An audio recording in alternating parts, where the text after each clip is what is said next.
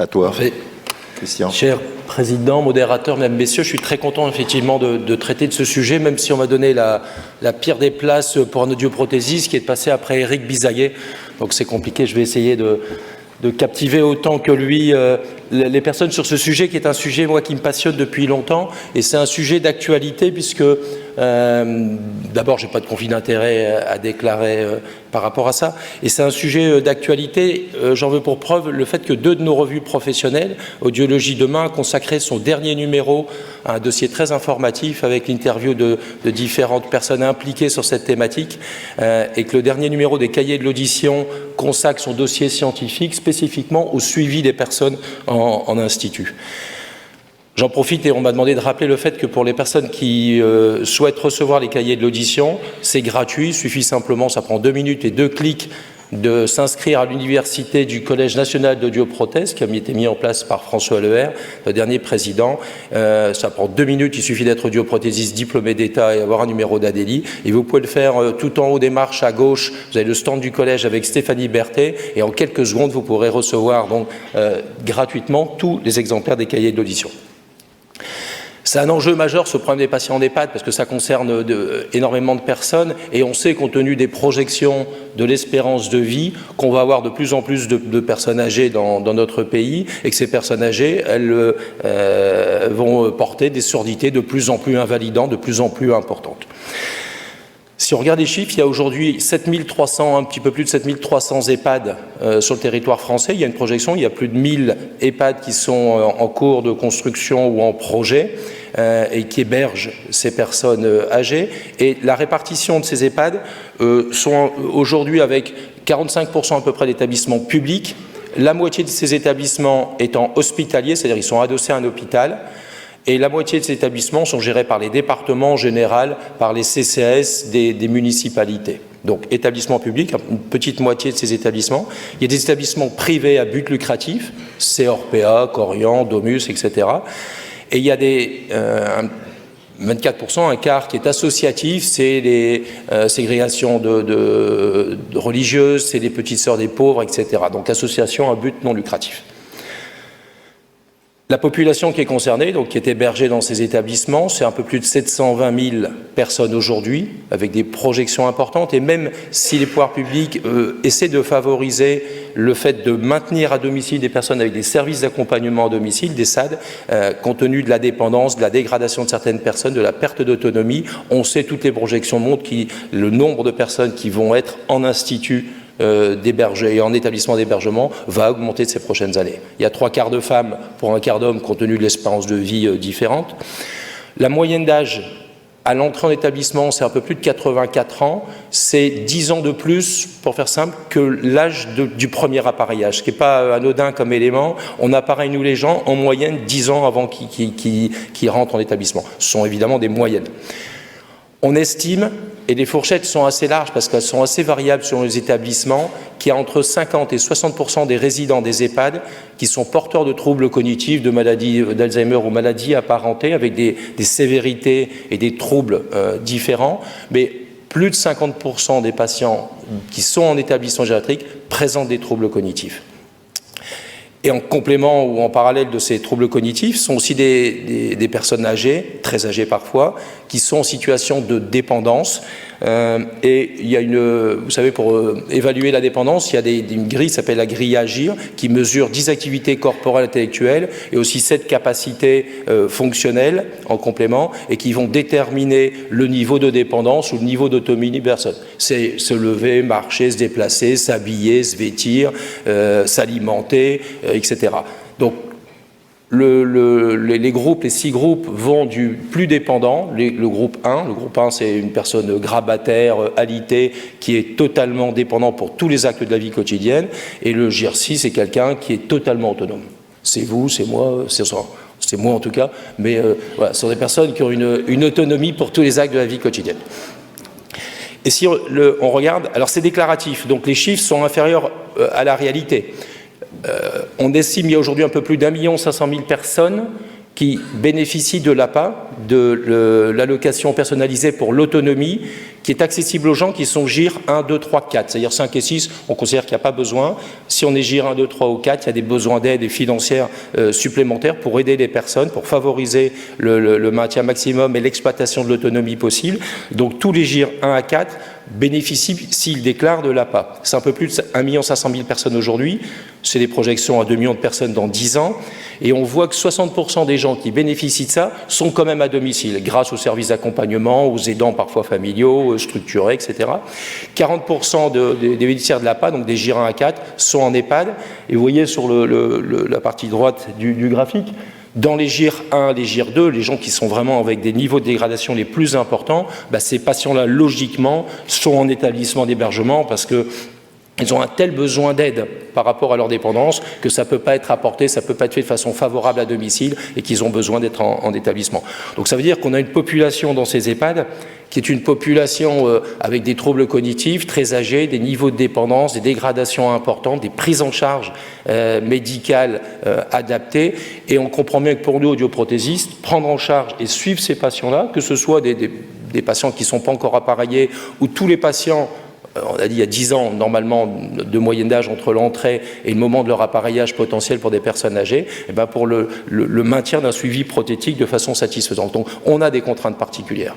Dans ces contraintes, il y a le problème de la surdité. C'est des gens très âgés avec des surdités potentiellement plus importantes qui correspondent à leur âge. Il n'y a pas beaucoup de surdité légère du premier groupe chez des gens de 95 ans. Ils ont des degrés de surdité invalidantes. Mais ce n'est pas le gros problème parce qu'ils sont un peu plus sourds parce qu'ils sont plus vieux, mais il n'y a pas de grande variation dans la physiopathologie. Leur surdité ne se met pas à avoir des distorsions plus importantes. Il n'y a pas de troubles spécifiques, périphériques. C'est pas le problème de la surdité n'est pas le problème le plus important. Dans l'absolu, la personne de 92 ans dans l'EHPAD, elle a la même surdité que celui de 92 ans qui est autonome et qui vient dans nos laboratoires. Là où on a des difficultés particulières, spécifiques à cette population, c'est parce que ce sont des gens âgés, avec des vieillissements, et tout ce qu'on vient de voir, surtout sur la perte d'autonomie, sur la dépendance, sur des troubles cognitifs. Et c'est ça qui est un des éléments particuliers, ce sont des gens qui sont porteurs d'une surdité périphérique, ça on sait faire, c'est notre métier, mais avec d'autres difficultés potentielles cognitives, donc l'évaluation, l'appareillage, le bénéfice vont être différents, et une perte d'autonomie, plus compliqué de venir au labo, plus compliqué de gérer, on en parlera, la gestion quotidienne, les mettre, retirer, nettoyer, etc., et pouvoir porter leurs appareils de NSAID.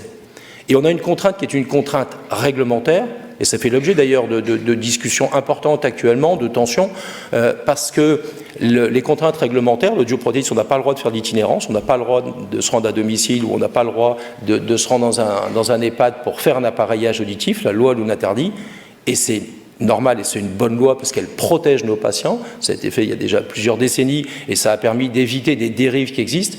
Et c'est important. Et nos patients viennent dans nos laboratoires qui sont agréés. Et pour autant, ce n'est pas adapté aux personnes en EHPAD. C'est-à-dire que les gens qui sont en EHPAD, si on attend qu'ils viennent dans nos laboratoires, ils ne viennent plus. On va en reparler après. Donc c'est un vrai problème.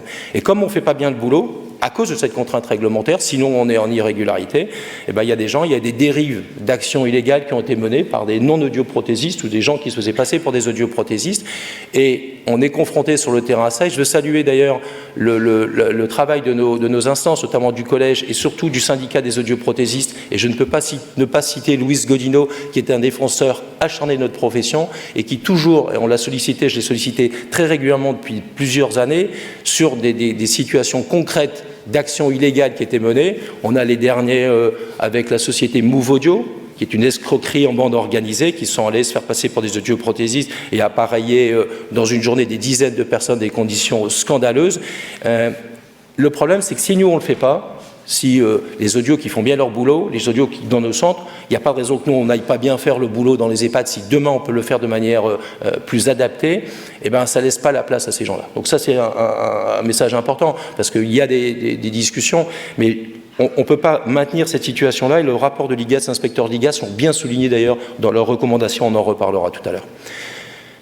Et j'en veux pour preuve que cette situation, elle n'est pas bonne dans les EHPAD. Il y a une étude qui a été publiée en 2017 dans les cahiers de l'audition, et il y a certains auteurs qui sont dans cette salle, qui avait fait un état des lieux sur un peu plus de 180 patients qui étaient appareillés, correctement, suivis et qui portaient leurs appareils auditifs. Et c'est des personnes qui sont rentrées à un moment donné, ils étaient déjà appareillés dans un EHPAD, parce qu'il y a une perte d'autonomie, parce qu'il y a une difficulté, parce que, en fonction des différentes raisons qui font que quelqu'un va rentrer dans un établissement, c'est des personnes qui avaient été appareillées quand ils étaient à domicile, avec un suivi prothétique, un port régulier de l'appareillage auditif, et ils se retrouvent un jour en EHPAD. Et il y a une état des lieux qui a été fait, il y avait un médecin d'audioprothésiste qui sont allés voir ces 180 patients et faire un état des lieux, et de manière très binaire, j'avais pris en disant, est-ce qu'ils portent bien ces appareils dans de bonnes conditions, ou est-ce qu'ils ne portent pas ces appareils auditifs ou dans de mauvaises conditions?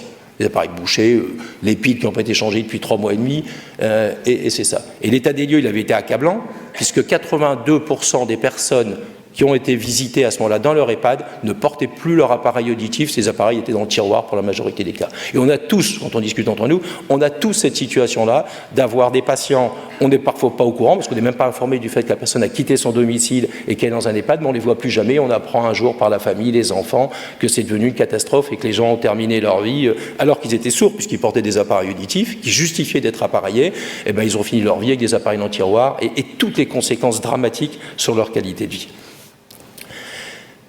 Alors, comme c'est un sujet sensible et ce n'est pas les mêmes patients, ce n'est pas les mêmes problématiques, je pense qu'il faut être rigoureux dans l'approche qu'on a. L'avantage, c'est qu'il y a un certain nombre d'éléments de référence, d'expériences internationales, d'experts qui ont travaillé là-dessus, et je pense qu'il faut s'inspirer de ces éléments pour essayer d'avoir des actions qui soient cohérentes et qui soient adaptées. J'ai fait un focus sur quelques éléments simplement là. La première, je pense que c'est extrêmement important, c'est il faut de manière individuelle, collective, qu'on participe à la sensibilisation, la formation des équipes soignantes dans les EHPAD. Un des premiers problèmes, c'est que les personnes qui bossent dans les EHPAD, le médecin coordonnateur, le médecin gériatre, les cadres de santé, les infirmiers, les aides-soignantes, les auxiliaires de vie, etc., ils n'ont pas dans leur cursus eu de formation au problème de la communication, de la surdité, de l'appareillage auditif, de la gestion quotidienne d'un appareillage auditif. Et c'est pas qu'ils veulent pas faire, c'est qu'on ne leur a pas appris à faire. Et il y a une recommandation qui a été faite il y a quelques années par le BIAP, et je vous conseille sa lecture, c'est la recommandation 0615 que vous pouvez lire et télécharger sur le site du BIAP, qui est consacrée à la formation destinée aux équipes d'établissements d'hébergement et de services à domicile pour personnes dépendantes utilisant des aides auditives. Voilà. C'est une recommandation, c'est un consensus international par des experts spécifiquement là-dessus. Et 2 points, ça souligne l'intérêt de l'implication dans la formation initiale pour les médecins gériatres, lorsqu'il y a un DU de médecin coordonnateur, une capacité de gériatrie, dans les instituts de formation de soins infirmiers, les IFSI, les IFAS, même chose pour les aides-soignantes. Il faut proposer, et ils sont très contents quand on le fait, nous on le sait expérience dans notre rang, ils sont très contents quand on propose d'aller intégrer leur programme de formation et de participer à leur formation. Et il faut de la formation continue, c'est-à-dire que quand les personnes sont sur le terrain dans des EHPAD, eh bien, il faut leur apprendre. Et c'est une formation qui doit être théorique, mais qui doit être très pratique aussi. Comment on met un appareil, comment on reconnaît un appareil droit d'un appareil gauche, comment on retire, est-ce que c'est normal que ça siffle quand on le met dans la main, comment on nettoie un tube d'embout, etc. Ce qui peut paraître pour certaines personnes contraignant, eux, c'est leur quotidien. Ils ont l'habitude de gérer une aide-soignante, une infirmière dans un EHPAD, elle gère tellement de choses que c'est vraiment pas un problème pour elle que de gérer un appareillage auditif. Il y a plein de choses qu'elles doivent gérer auprès de personnes âgées qui sont beaucoup plus complexes à faire. Il faut juste qu'elles soient formées, accompagnées, suivies.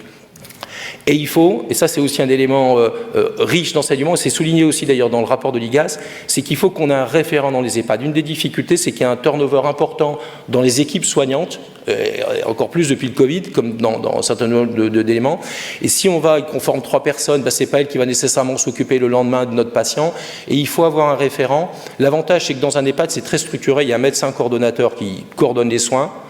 Il y a un cadre infirmier, c'est souvent lui qui est le cadre référent, c'est souvent d'ailleurs lui qui nous est désigné. À partir du moment où lui qui organise les soins, le plan de soins, le suivi, on va en parler, ben lui il est référent et lui il est garant du fait qu'il va faire une action pérenne parce qu'il va former les équipes, il va intégrer ça. Voilà, il faut avoir un référent et pas avoir de différents interlocuteurs qui changent à chaque fois pour que ce soit bien utilisé. Et il faut leur apprendre à utiliser, c'est très simple, il y a une grille du BIAP qui a été proposée il y a 4 ans, c'est la recommandation 0613 du BIAP qui est téléchargeable aussi sur le site du BIAP, je conseille d'utiliser, nous on le fait en systématique, ça prend 1 minute, c'est un peu notre grille agir, et c'est en 10 points, mesurer l'autonomie de la personne pour gérer son appareillage auditif. Est-ce qu'elle va savoir faire tout seul ou est-ce qu'il faut l'aider au quotidien? Ben pour ça, on va demander est-ce qu'elle sait contacter son audio, est-ce qu'elle sait aller chez son audioprothésiste, est-ce qu'elle sait reconnaître son appareil droit du gauche, est-ce qu'elle sait mettre ses appareils, retirer, changer la pile ou recharger ses appareils le soir, nettoyer l'aide auditive avec les produits que l'audio lui a donnés, etc. Et en 10 points, il y a 2 solutions. Soit la personne est autonome, C'est le cas de 92% des gens à domicile. La plupart de nos jeunes seniors, ils sont autonomes, ils n'ont pas besoin qu'on les aide pour la gestion quotidienne. En EHPAD, il y avait une étude qui avait été faite par Autonomia et qui avait montré que 91% des patients qui sont dans des EHPAD ne sont pas autonomes. C'est logique, quoi. Un GIR3 qui a du Parkinson et qui ne sait plus faire certaines choses de la vie quotidienne, eh ben, il ne sait plus gérer correctement son appareillage auditif. Ce n'est pas un souci, à la limite, je ne vais pas dire tant mieux, mais à partir du moment où il y a une perte d'autonomie qui est mesurée à ce moment par l'équipe, on va dire, ben voilà, il a besoin d'aide pour les mettre, pour les retirer, pour nettoyer, pour changer les piles, il ne sait plus faire tout ça, et ben c'est pas un problème, et c'est un des secrets importants, et c'est un cadre de santé, Arnaud Bourgeois, qui m'a montré ça, il y a déjà longtemps, et qui m'a dit, votre truc, ça ne marchera pas. Si c'est des actes isolés, vous êtes motivés, vos équipes sont motivées, mais tant que ça reste un acte isolé, les soignants ne le feront pas. La seule façon pour que vous soyez absolument garant que ce soit fait de manière systématique et fiable, c'est que vos appareils sont intégrés dans le plan de soins individuel. Un plan de soins chez une personne âgée, et il y a toujours un plan de soins qui est mis en place pour des personnes quand il y a un service d'accompagnement à domicile, les SAD, et il y a toujours, c'est obligatoire, un projet de soins individualisé qui va entraîner un plan de soins. C'est la liste de tout ce qui va être fait en fonction de l'autonomie de la personne, de ses dépendances et des besoins d'aide. Quelqu'un qui sait plus s'alimenter, il faut l'alimenter. Quelqu'un qui sait plus s'habiller, il faut l'habiller. Quelqu'un qui sait plus se laver, il faut laver. Quelqu'un qui sait plus prendre ses médicaments, il faut qu'on lui donne et qu'on contrôle la bonne prise de médicaments. Et en fonction, dès l'admission d'une personne dans un EHPAD, et tous les jours c'est revu, en fonction de sa situation et de ses besoins, tous ces actes-là sont intégrés dans le plan de soins. Et je vous montre ici, c'est un plan de soins d'une patiente, il y a un peu plus d'1 an, vous voyez, qui est dans un EHPAD, et il y a toute la liste de ce qui va être fait, de gérer, on va voir par l'appareil, sa douche, sa toilette, ses bas de contention, sa douche, ses gels, etc. J'ai fait un focus sur ce plan. Et qu'est-ce qui est noté dans son plan de soins de cette personne? Qu'à 7h20 le matin, il faut s'assurer de la mise en place des appareils auditifs. Et l'aide-soignante, l'infirmière, quand elle va rentrer le matin pour s'occuper de cette patiente-là, au même titre que l'alimentation, au même titre que sa toilette, au même titre que la gestion d'une incontinence, il y a de son appareillage auditif. Et il est bien noté à partir parce que tout est daté du 1er novembre 2021, elle avait dû être appareillée à cette date-là, tous les jours à 7h20. Tous les jours le matin, il faut lui mettre ses appareils auditifs. Après, on va s'occuper d'elle à toute ça. Et le soir à 19h, ces appareils auditifs, il faut mettre en charge. Les appareils rechargeables, c'est l'aide-soignante, c'est celle qui va aller le soir faire la toilette, etc., avant le coucher, les éléments. Elle va prendre ses appareils, elle sait qu'elle doit les recharger. S'il y a un problème, parce qu'elle va vérifier que les appareils sifflent bien, que ça fonctionne bien, elle va faire le test, on lui a appris à faire ça, c'est intégré au plan de soins, la patiente, elle va porter ses appareils. Et si un jour il y a un problème, qu'est-ce qu'on fait? Il y a une réaction qui est entraînée, j'ai un problème, je vais téléphoner à l'audioprothésiste, il y a dans son plan de soins les coordonnées du numéro de l'audioprothésiste qu'il faut appeler en cas de problème. Et à partir du moment où ça c'est fait, les appareils sont intégrés par les équipes soignantes, il faut juste les avoir formés, il faut avoir le référent, et il faut faire du suivi, il faut être réactif en cas de problème. Mais ça fonctionne et ça fonctionne bien.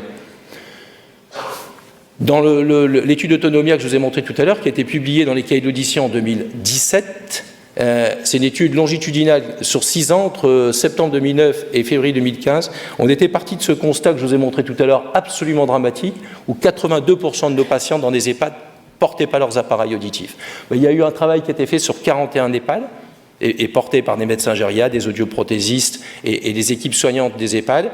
Et 5 ans après, quand on a fait un état des lieux dans ces 41 EHPAD qui avaient intégré ce que je viens de vous dire, l'intégration, la formation des équipes, l'intégration dans le plan de soins, et dans ces mêmes EHPAD, il y a 86% de nos patients qui portent bien leurs appareils auditifs qui sont portés. C'est pas top parce qu'il y a 14% où ça reste compliqué, mais il faut accepter, on a des fins de vie parfois très compliquées, on a des situations où, malgré tout l'engagement des choses, on sait que dans certaines situations, chez des gens très très dégradés parfois, l'appareillage auditif devient compliqué. Il y a des situations notamment de fin de vie parfois où l'appareillage, on est dans ces mauvaises situations. En tout cas, c'est un changement absolument radical et on va en reparler sur les mesures. Un point important, je pense, pour nous audioprothésistes aussi, c'est quand on apprend soit pour un nouveau patient, on prend en charge quelqu'un dont on sait qu'il est dans un EHPAD, ou on a un patient qui était suivi, qui est à domicile, et il nous apprend, la famille nous apprend, qu'il vient d'intégrer un EHPAD. Et je pense qu'un des éléments importants, c'est, en complément des anamnèses qu'on fait, de vraiment d'avoir un interrogatoire précis. Depuis quand elle y est, pourquoi elle y est, quel est son niveau de perte d'autonomie, quelle est sa situation cognitive, quelles sont les aides qui lui sont apportées au sein de sa structure, comment ça se déroule en pratique, est-ce qu'il sort de la structure? Vous avez des enfants qui toutes les semaines vont l'amener, etc.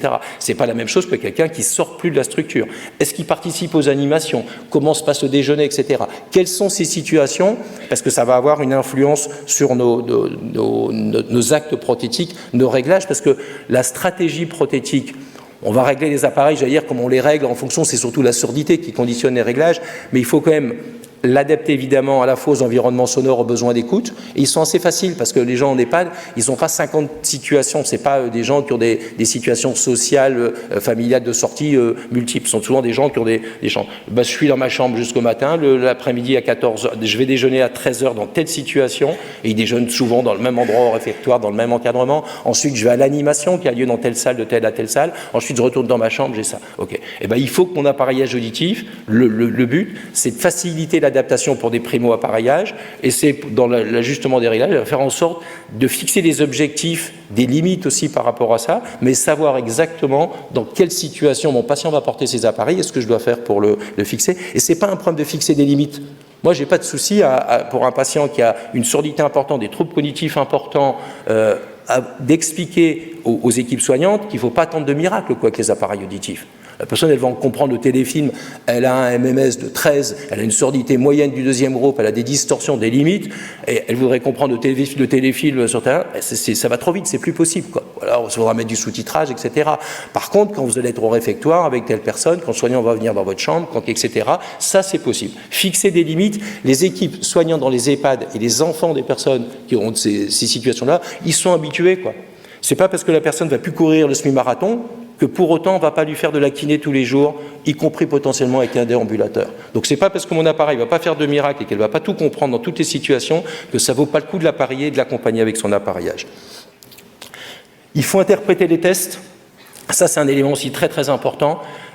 Il faut interpréter les tests qu'on fait, notamment les audiométries vocales. C'est compliqué parce qu'on a tous l'habitude de travailler avec un matériel vocal. Mais l'interprétation chez ces patients avec des troubles cognitifs, il est souvent compliqué. On a par exemple, si on fait des mots courts, on va faire une liste claire de Lafont, Buet, Ritfock, et quand on va tester un patient par exemple, il peut répondre assez rapidement, un peu en perroquet, quoi.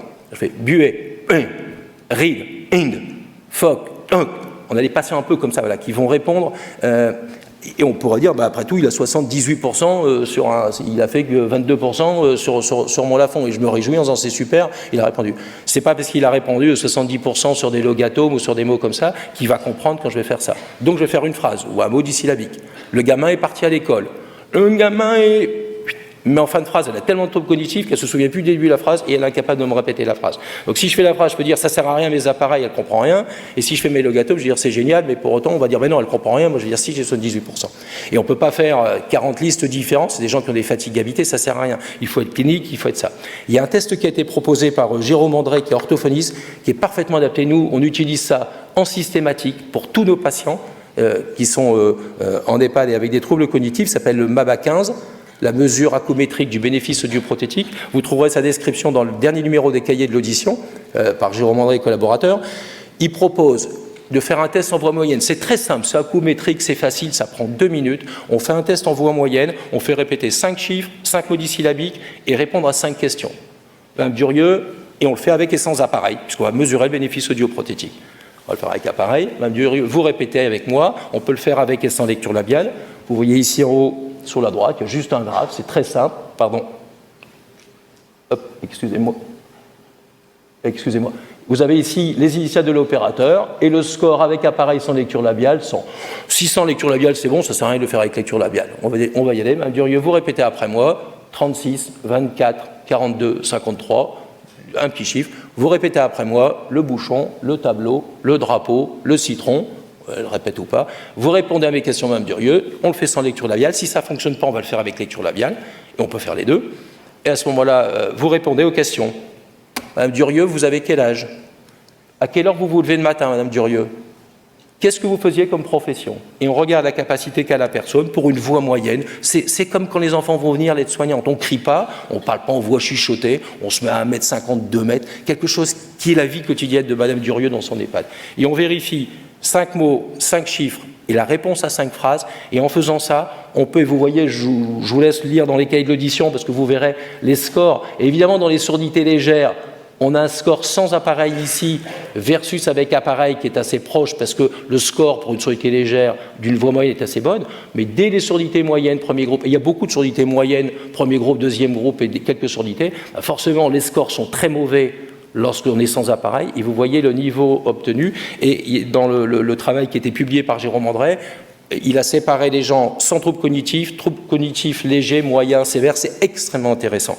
Et il montre dans ce travail que ce test-là, la MABA-15, elle est réalisable pour 100% des patients et pour 68% pour les patients avec des troubles cognitifs sévères. Il y a des gens pour qui on ne peut pas le faire, et la proposition dans ces cas-là, c'est de faire des épreuves de détection et d'identification, c'est-à-dire que c'est encore plus simple, c'est pour des gens qui ont une difficulté à le faire.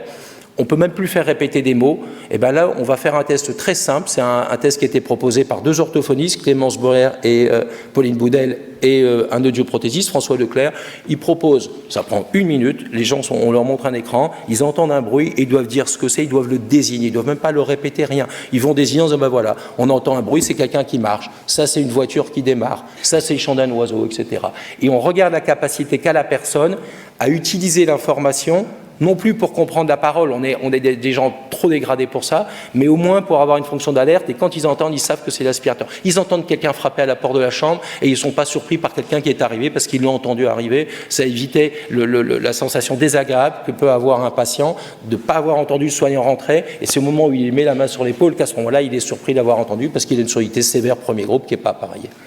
Et donc, mesurer cette capacité-là, c'est un bon outil pour dire ça vaut le coup de maintenir l'appareillage chez des gens très dégradés, même si le bénéfice en termes de compréhension il est limité, mais ça peut lui apporter quelque chose, ou malheureusement parfois, quand il n'y a même plus cette capacité-là à reconnaître le bruit, dans ces situations-là, on peut comprendre logiquement que parfois il faut plus maintenir un appareillage parce que c'est du bruit tout le temps et que c'est gênant et qu'il faut comprendre que la personne n'ait plus envie de le garder si elle n'a même plus cette capacité-là. Le point qui me paraît aussi essentiel dans cette continuité, c'est l'implication de l'équipe soignante d'évaluation du bénéfice. C'est compliqué, nous, quand on appareille quelqu'un dans un EHPAD, d'évaluer le bénéfice réel qu'il a au quotidien.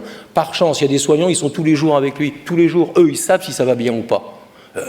Les conjoints de nos patients autonomes, ils savent si l'appareillage, ça sert quand ils sont à la maison tous les jours avec leur conjoint appareillé. Et bien là, on a ça. Et il y a eu une création aussi par une équipe proposée par Jérôme André, c'est publié dans le dernier numéro cahier. C'est les BAP, c'est l'évaluation du bénéfice audioprothétique patient-soignant. On interroge le soignant, le même questionnaire existe en auto-questionnaire pour des gens qui sont capables de répondre. Chez des gens très dégradés, on ne sait plus interpréter, donc c'est un hétéro-questionnaire. C'est le soignant qui pose les questions. Et il y a 3 questions sur la situation du patient en termes de communication, d'interaction, de qualité de vie. On pose la question au soignant en disant qu'est-ce que vous pensez pour lui sur sa communication, sur ses interactions et sur sa qualité de vie. Et 2 questions sur votre situation de soignant. Est-ce que vous pensez que le port de l'appareillage vous permet de travailler plus confortablement avec votre patient? Et est-ce que les contraintes passer de la gestion quotidienne, il faut les mettre, les retirer, changer les piles, les retrouver quand ils sont perdus, etc., vaut le coup par rapport aux bénéfices en tant que soignant. Et l'avantage, c'est que ce questionnaire-là, il peut être passé pour 100% des patients et on peut obtenir dans l'évaluation, le suivi de ces patients, l'avis des soignants sur ce qu'eux pensent de ça. C'est un excellent outil. L'avantage, c'est que c'est 100%, on peut le faire chez tout le monde, même chez des gens très dégradés. Évidemment, le soignant, il peut dire si ça sert à quelque chose, comment ça va, ce que ça lui apporte. C'est un bon outil. Nous, on a conditionné, quand on fait un essai d'appareillage chez ces patients-là, par exemple, pour des gens en institut, on ne valide l'appareillage auditif, on ne facture un appareillage auditif que si l'équipe soignante a validé, évidemment, et par une période d'essai, que les appareils soient portés, que l'équipe soignante dise oui, ça vaut le coup, parce qu'on sait qu'ils l'auront mis en plan de soins, on sait qu'ils vont faire porter, et on sait que le patient en retirera du bénéfice. Et pour terminer, sur la minute qui me reste, juste un petit point sur les troubles cognitifs, parce que parfois on dit bah, il est trop dégradé, il a un MMS de 21, ça vaut plus le coup d'appareiller, ou de 14 chez des gens qui sont dégradés. Et je pense que on peut pas dire mieux que ce que dit le professeur Puisieux dans l'édito qu'il fait dans Audiologie demain. Il dit que l'argument qu'il faut battre en brèche et que les résidents qui sont majoritairement troubles cognitifs, parfois sévères, ne tireraient pas de bénéfice de l'appareillage auditif. Et dit on est absolument convaincu du problème, souffrir de troubles cognitifs n'est assurément pas une contre-indication à l'utilisation d'auditifs, mais au contraire un argument supplémentaire pour y recourir. Et il dit à même surdité, eh ben, s'ils ont des troubles cognitifs, ils ont encore plus besoin d'appareils parce qu'ils compensent moins. Et j'ai repris 3 études qui me paraissent bien illustrer ça. C'est Sagifa, ça a été publié il y a aussi quelques années dans les cahiers. C'est une étude qui avait été faite franco-espagnole avec des audioprothésistes, 28 audioprothésistes impliqués pour 286 patients institutionnels. Et dans l'étude qui avait été faite, qui était une grosse étude multivariée, les auteurs avaient montré que pour 93 patients qui présentaient des troubles cognitifs, lorsque le contrôle et le suivi de l'appareillage étaient réguliers, on en parle depuis tout à l'heure, 69% enfin pour 69% des patients, on trouvait qu'il y avait du bénéfice, et c'était la même chose dans deux grosses études qui viennent d'être publiées et que vous retrouvez en référence dans les cahiers qui montrent le bénéfice chez ces patients. On a une expérience, nous, pour terminer, dans les Hauts-de-France, pas pour dire qu'on fait bien, mais pour dire que quand on fait bien les choses, ça fonctionne bien. Et tous les samedis, on reçoit une synthèse un petit peu des patients. À samedi dernier, le 19 novembre, je terminais par ça, on a 534 patients qui sont appareillés et suivis dans des EHPAD. À 90 ans d'âge moyenne, il y a 57% de gens avec des troubles cognitifs, il y a 69% des gens qui portent des classes 1 et 30% qui portent des classes 2, c'est l'inverse de notre population générale. Il y a eu 7% d'échecs d'essais sur les appareillages auditifs. Il faut l'accepter, on a un risque d'échec d'essai, c'est normal, mais ces deux derniers chiffres qui sont vraiment pour moi éloquents, il y a 95% de port régulier des appareils chez ces patients, et contrairement à toutes les idées reçues, puisque c'est mis au plan de soins que les équipes soignantes s'en parlent bien, on a perdu 7 appareils pour les 534 patients depuis le début d'année. Donc pour conclure, c'est un enjeu de santé publique vraiment, il faut qu'on soit impliqué, il faut qu'on ait une approche pragmatique, rigoureuse, interdisciplinaire. Il faut un parcours de soins spécifique pour cette population, il faut le construire, il n'existe pas aujourd'hui. On est illégal quand on fait ce qu'on fait. Mon équipe est illégale quand on se déplace pour aller faire du suivi, former des équipes, aller voir nos patients dans les EHPAD, mais ça fonctionne. Et il faut maintenir et poursuivre des expérimentations. Vous savez qu'il y a un article 51 qui est en train de se monter dans les ARS Hauts-de-France avec l'encadrement du professeur François Pizieux, gériatre, Christophe Vincent, chef d'ORL et des équipes audioprothétiques. Et je pense qu'il faut poursuivre ces expérimentations et les étendre à d'autres régions. Voilà, je vous remercie de votre attention.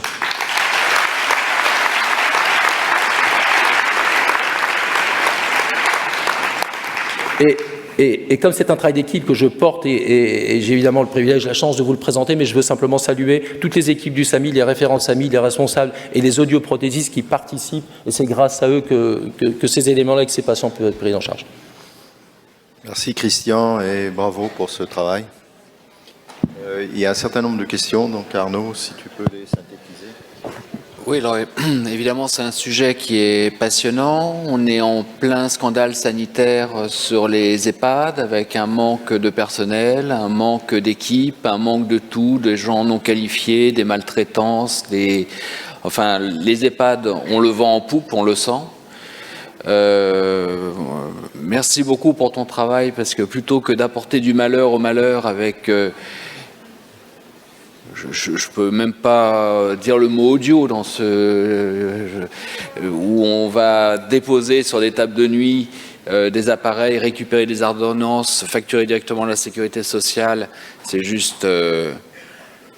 enfin, voilà, la justice passera. Enfin, j'espère qu'ils seront lourdement condamnés.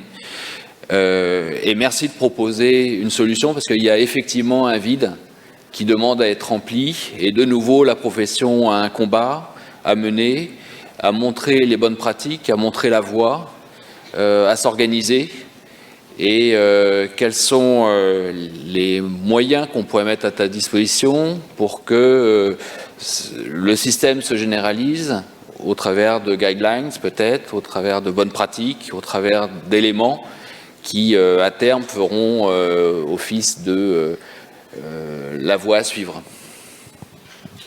Je pense que, et ça me paraît être une évidence, que tous les audioprothésistes qui ont envie de bien faire le boulot, et je pense que c'est 99,99 parmi nous, on veut bien s'occuper des patients, ben il faut qu'on s'occupe bien de la même manière et qu'on puisse offrir cette offre-là de soins dans un parcours de soins spécifique. Et je pense qu'il y a un certain nombre de guidelines, j'ai essayé un peu rapidement de les présenter ici, mais je pense que ce que j'ai expliqué, des expériences dont on témoigne, etc., tous les audioprothésistes potentiellement, avec des moyens, des organisations différentes, peuvent le faire. Je pense moi que, en fait, à chaque fois qu'on reçoit un patient qui est dans un établissement, il faut mettre en place ces organisations-là, le faire, et je pense qu'il faut le faire de manière concertée, probablement effectivement développer, tu le dis Arnaud, des guidelines, des recommandations, des préconisations, et c'est pour ça que les recommandations aujourd'hui de dire il faut faire des expérimentations, des protocoles expérimentaires portés par les pouvoirs publics, les ARS locales, avec des équipes interdisciplinaires où il y a toujours un ORL, un médecin gériatre et des équipes audioprothétiques et qui soient à ce moment libre pour tous les audioprothésistes, quelle que soit leur situation, qui sont indépendants, qui travaillent dans une chaîne, dans une structure, peu importe. L'acte après audioprothésiste, il va être fait comme ça. Donc il faut simplement construire ensemble, je pense, ces guidelines et ces recommandations et utiliser des outils adaptés. Alors, dans le même ordre d'idée, il y a eu un certain nombre de questions, notamment des étudiants qui font des stages en gériatrie, qui pourraient peut-être être des bons relais. Et la FNEA qui a participé à un certain nombre d'actions, justement de formation des personnels, où on voit que ça peut être une voie, une chance de pouvoir former les équipes localement, de les sensibiliser et peut-être commencer à mettre en place un début d'organisation de la prise en charge du patient appareillé en EHPAD. Qu'est-ce que tu en penses ? Il faudrait laisser parler la FNEA qui est très structurée. Oui, actuellement c'est fait. Alors, ce qui est compliqué, et ce que dit la FNEA dans le cadre du PEG, il y a le plan justement d'action gérontologique qui a été mis en place dans le cadre du stage de première année de 2 semaines en établissement gériatrique, avec une action qu'utilise la grille du BIAP, les fiches d'autonomie, les fiches d'identification, la formation des équipes soignantes, une petite trousse qui est remise pour pouvoir donner de quoi tester les piles, vérifier, enfin voilà, former. Et c'est une excellente initiative. Si on a 300 étudiants tous les ans de première année qui sont dans 300 EHPAD différents et qui vont former des choses. Il y avait eu un mémoire de fait, je crois, par Julie Bonneau il y a 3 ans là-dessus, et qui avait, puisqu'il y a des questionnaires qui sont utilisés, on en parlait hier avec la FNEA, et qui avait synthétisé. La difficulté, c'est qu'une fois que les étudiants sont... Et c'est ce que nous, on a aussi que dans l'expérience, c'est que si tu vas juste une fois, tu formes quelques équipes au cours du stage, et tu t'en vas, il ne se passe plus rien après, parce qu'ils ont d'autres priorités, parce qu'ils ont des difficultés, parce qu'il y a un turnover des équipes soignantes, malheureusement, parfois, il n'y a plus de suivi comme ça. Et c'est là que les audioprothésistes, qui eux, sont implantés. Il y a des audios partout, autour de chaque EHPAD en France, il y a plusieurs audioprothésistes qui sont dans leur zone. Et bien, je pense qu'avoir ce relais constant, ce qui oblige à aller sur place, et à faire des actes de formation, de suivi, de suivi individuel des patients qui ont été appareillés, de nos patients, pas des patients des confrères. Chacun s'occupe de ses patients et suit ses patients, mais je pense que c'est aussi une bonne chose. Je pense que, en tout cas, les éléments de la FNEA et la présence tous les ans d'audioprothésistes, évidemment, c'est un élément fort pour ce travail-là. Non, mais effectivement, je pense qu'il faut que la profession se mobilise et suive tes recommandations, parce que pour l'instant, c'est celles qui sont les mieux établies, avec un cadre qui est le plus abouti.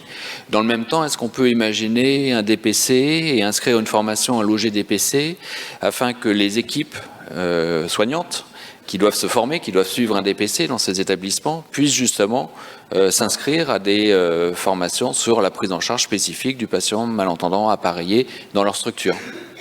Oui, tu peux le concevoir dans le DPC. Après, par expérience aussi, hein, les gens, ils sont débordés de travail, ils sont sous-effectifs dans tous les établissements. Et à la limite, que ce soit des publics parce qu'ils ont moins de moyens, ou des privés parce qu'ils veulent gagner plus de sous et avoir plus de rentabilité en ayant moins de personnel. Donc nous, on travaille dans les 4 types de structures, on a les mêmes problématiques, mais les mêmes bénéfices quand les actes sont menés.